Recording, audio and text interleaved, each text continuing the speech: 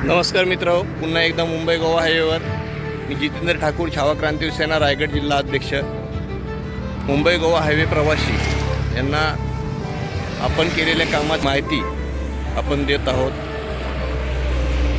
हा पनवेल करून येणारा मार्ग आहे. त्या दिवशी आपण व्हिडिओ बनवली होती. बरेचसे खड्डे पडले होते, जसे आपण त्याच्यामध्ये उल्लेख केला की सीमेवर ज्यावेळी बॉम्बचा हल्ला होतो त्यावेळी ज्या प्रमाणे खड्डे पडतात, शासन जागं होतं, प्रशासन जागं होतं आणि कार्यवाही चालू होते. ही कार्यवाही आपणास दाखवण्यासाठी पुन्हा मी इथं थांबलेलो आहे.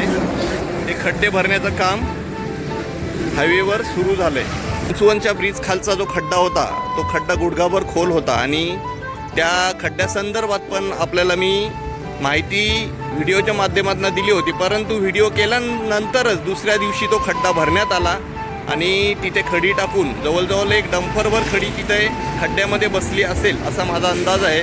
तर तो खड्डा भरण्यात आलेला आहे.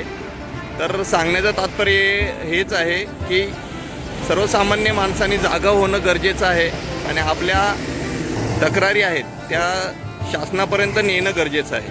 जय शिवराय, जय शंभूराजे.